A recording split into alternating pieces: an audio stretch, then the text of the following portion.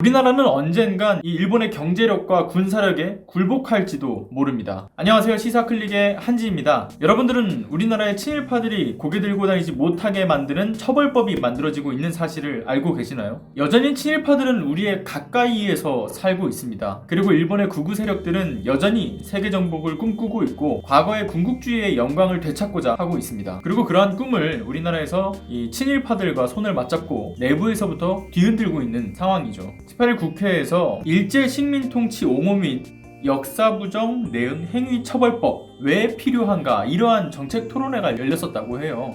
아직 이야기를 나누는 정도라서 준비 단계까지 이르렀다고 하기도 좀 애매한 상황이기는 하지만 중요한 것은 우리가 이 내용에 대해서 깊이 생각할 필요가 있다라는 겁니다. 여러분들도 아시다시피 대한민국 헌법 전문에는 대한민국은 3.1운동으로 건립된 대한민국 임시정부의 법통을 잇고 있다라고 나오고 있습니다. 그렇다면 3.1운동은 무엇입니까? 3.1운동은 일제 식민통치에 항거하고 독립선언서를 발표하고 만세운동을 부르며 이 세계의 독립의사를 밝힌 날입니다. 그런데 친일파는 이러한 헌법 정신을 유린하고 내란을 목적으로 한 친일 행위를 계속해서 이어오고 있습니다. 하지만 이들을 처벌할 기준이 모호하다는 것, 그래서 이를 위한 법 제정이 필요하다는 것을 여러분들도 인지하고 계시는 상황일 겁니다. 여러분들은 유대인과 한국인의 공통점과 차이점이라는 글을 보신 적 있나요? 제가 그 관련된 글을 여러분들께 한번 읽어봐 드릴게요. 한국인과 유대인의 공통점은 명석한 두뇌와 높은 교육열, 짧은 기간에 이룩한 경제성장. 그런데 여기서 나오는 이 차이점은 굉장히 비극적이에요. 유대인들은 독일이 진정한 사과를 하기 전까지 독일차를 타지 않았고 우리나라는 2014년 한 해만 2만 대가 넘는 일본차가 수입되었다. 유대인들은 히틀러가 좋아했던 바그너의 음악조차 금지했지만 우리나라는 일제시대 전범을 모델로 한 만화들의 열광을 했고 유대인들은 자녀에게 용서하다 결코 잊지 말라 가르쳤지만 우리나라는 일본의 유명 제품들을 사주기 위해서 줄을 섰다. 유대인은 독일로부터 지속적인 사과를 받고 있고 우리나라는 일본으로부터 독도를 내놓으라는 말을 듣고 있다. 유대인이 독일에게 굴복하는 일은 다시는 없겠지만 우리나라는 언젠가 일본의 경제력과 군사력에 굴복하게 될지도 모른다. 이런 내용의 글이었어요. 참 진짜 씁쓸한 내용이죠. 그리고 이와 관련된 또 다른 이야기가 하나 더 있습니다. 독일이 패망하자 프랑스가 제일 먼저 한 일은 무엇이었을까요?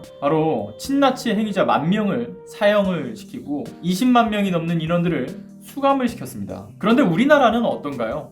이승만에 의해서 친일파들은 다시 득세하고 친일파를 처벌하기 위해서 만들어졌던 반민족 행위 특별처벌위원회는 빨갱이로 몰렸습니다. 그리고 현대에 들어서서는 어떤가요? 자유한국당에서는 나는 친일파요 라고 하는 인물들이 나타나기 시작했고 일본과의 경제전쟁 협상에 있어서 이 강제징용배상 판결을 물으라는 식의 정말 법치주의 국가로서 민주주의 국가로서는 감히 상상도 하지 못할 이런 주장들이 나왔습니다. 극우단체에서는 아베에게 미안하다, 내 딸이 위안부로 끌려가도 일본을 용서하겠다라고 하지 않나, 역사적 일제의 수탈을 일제에 의한 개발이라고 얘기하면서 강제징용배상 판결에 대해서 비판하고도 있습니다. 같은 한국인이 맞나 싶을 정도의 표현이 아니라 그냥 같은 인간이 맞나 싶을 정도로 황당한 주장들이죠. 그리고 심지어 최근 낙상대경제연구소의 소속이면서 정말 똥 닦는 휴지로서 쓰고 싶지도 않은 이 반일종족주의의 공동저자인 이유연, 그 양반은 또 어떻습니까? 지난 11일과 18일 날 일본 대사관 앞 소녀상 앞에서 수요 집회를 중단하고 소녀상을 철거하라는 1인 시위를 벌였습니다. 이처럼 일본을 찬양하면서 이유연과 같이 일본 식민 지배를 긍정적으로 바라보는 뉴라이트계 세력들은 우리나라 기득권층 곳곳에 숨어들어 있습니다. 이 중에서는 대놓고 친일파라고 이야기하는 인물들도 있고요.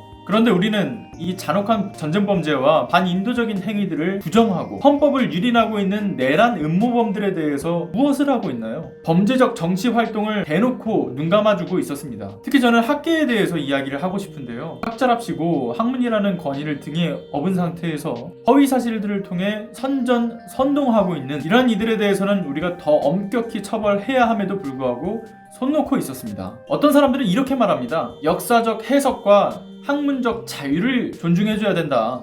당연히 역사적 진실을 해석하는 차이는 존중해줘야 마땅한 게 맞죠. 그런데 진실을 왜곡하는 것은 전혀 다른 차원의 이야기죠. 그런데도 이것을 법적 보호 대상이라고 봐야 될까요? 천만에죠. 식민 통치의 불법과 착취, 강압적이고 잔혹했던 이 불법 통치에 해석의 차이를 둘 곳이 과연 어디에 있습니까? 일제 식민 지배에 대해서 식민지 근대화론을 주장하고 본인이 친일파라고 이야기를 하면서 일본 극우 세력에 대해서 옹호하는 자들은 학계, 재계, 정계 정말 다양한 곳에 존재하고 있습니다. 하지만 그들이 어디에 있던 간에 영구적으로 피선거권을 박탈할 뿐만 아니라 우리나라에서 영구적으로 추방해야 맞다고 생각을 합니다. 대한민국의 헌법을 위배하는 중대한 범죄를 저지르고 있는 자들에 대해서 일제 식민 통치 옹호 및 역사부정 내응 행위 처벌법을 통해서 정말 엄격한 처벌이 이루어질 수 있도록 우리 모두의 관심이 필요한 시기라고 생각을 합니다. 그리고 반일 종족주의와 같은 정말 이러한 똥 닦는 휴지로서도 사용할 수 없는 책들이 등장을 한 상황에서 이것이 베스트셀러로 오르고 하는 그런 모습들을 보면 참 기가 찹니다. 이러한 것들을 통해서 잘못된 역사관이 젊은 청년들에게 주입되지는 않을까 하는 우려도 있고요. 그래서 일제 종족주의라고 하는 이 책이 나오지 않았습니까? 그 책을 좀 많이 알려서 좀 더 바른 역사관을 우리 젊은 사람들이 알 수 있도록 하는 어떤 여러 노력들이 필요하지 않은가라는 생각을 좀 해봅니다.